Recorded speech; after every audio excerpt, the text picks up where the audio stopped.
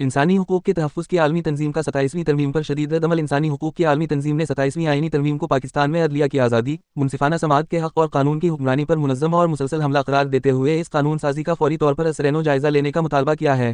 یہ دنیا میں انسانی حقوق کی سب سے بڑی غیر جانبدار تنظیم ہے۔ دنیا بھر میں اس کے تقریباً 1 کروڑ 8 لاکھ کارکن ہیں جو انسانی حقوق کے لیے جدوجہد کرتے ہیں۔ انصاف، مساوات اور آزادی کو فروغ دینے کے لیے پرعزم تنظیم ہر قسم کے امتیازی سلوک اور تشدد کے خلاف ہے۔ اس کے بانی لندن میں پیدا ہوئے، تعلیم آکسفورڈ میں حاصل کی۔ مسٹر بیننسن نے وکیل کا پیشہ اختیار کیا۔ سن 1961 میں پرتگال میں 2 طالب علموں کی گرفتاری کی خبر سن کر انہوں نے انسانی حقوق کی تنظیم قائم کرنے کا فیصلہ کیا۔ اس تنظیم نے اب پاکستان میں اوپر نیچے اجلت میں ہونے والی ترمیموں پر شدید نکتہ چینی کی ہے۔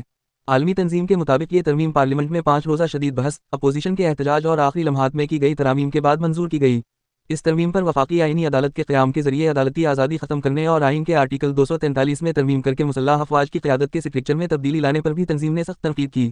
منگل 6 جنوری کو جاری اپنے بیان میں تنظیم نے کہا ہے کہ یہ ترمیم پاکستان میں عدلیہ کی آزادی، منصفانہ ٹرائل کے حق اور قانون کی بالادستی کے خلاف منظم حملے کی انتہا ہے۔ تنظیم نے حکام پر زور دیا کہ اس ترمیم کا فوری جائزہ لیا جائے تاکہ اس کی تمام شقیں پاکستان کی بین الاقوامی انسانی حقوق سے متعلق ذمہ داریوں اور وعدوں سے ہم آہنگ ہوں۔ یہ بھی کہا گیا کہ یہ ترمیم صدر مملکت اور تینوں افواج کے سربراہان کو احتساب سے تحفظ فراہم کرتی ہے۔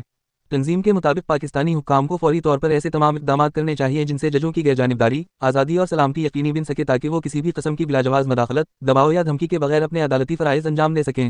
یہ بھی کہا گیا ہے کہ یہ ترمیم بین الاقوامی انسانی حقوق کے قانون کی خلاف ورزی ہے، خاص طور پر عدلیہ کی آزادی، منصفانہ ٹرائل، انصاف اور احتساب کو نقصان پہنچاتی ہے۔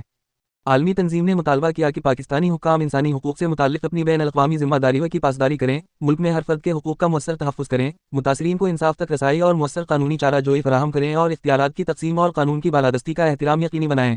تنظیم کے مطابق اس ترمیم کے نتیجے میں قائم کی گئی وفاقی آئینی عدالت آزادی سے محروم ہے اور ججوں کے تحفظ کو کمزور کرتی ہے۔ تنظیم نے نشاندہی کی کہ اس ترمیم کے وسیع اثرات کے باوجود اسے سول سوسائٹی اور اپوزیشن جماعتوں سے کسی مشاورت کے بغیر منظور کیا گیا۔ جس دن یہ ترمیم قانون بنی، سپریم کورٹ کے 2 سینئر جج، جسٹس منصور علی شاہ اور جسٹس اطہر من اللہ مستعفی ہو گئے، جبکہ 2 دن بعد لاہور ہائی کورٹ کے سابق جج شمس محمود مرزا نے بھی استعفی دے دیا۔ عالمی تنظیم نے کہا کہ اس ترمیم نے عدلیہ کی آزادی کو مزید کمزور کیا، جو پہلے ہی 2024 میں منظور ہونے والی 26ویں ترمیم سے متاثر ہو چکی تھی۔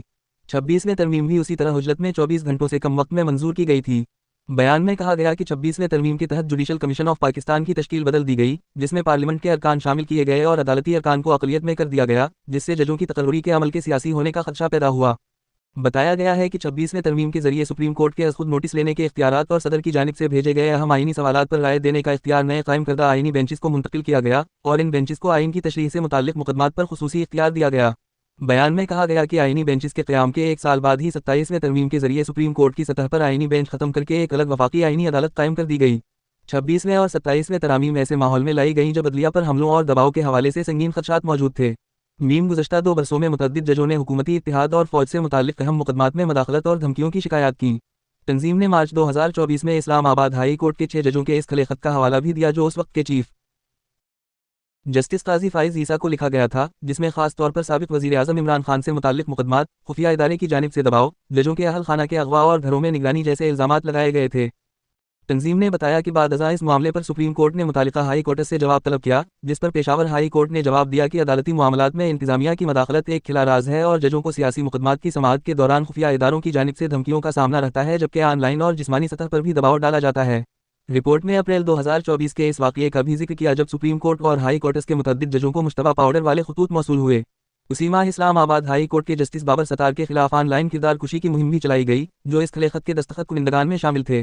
بیان میں کہا گیا کہ مارچ 2024 میں جسٹس محسن اختر کیانی کے خلاف ایک گمنام شکایت دائر کی گئی جس میں ان پر جانبداری اور اقربا پروری کے الزامات لگائے گئے، تاہم اس شکایت پر سپریم جوڈیشل کونسل نے فیصلہ نہیں دیا۔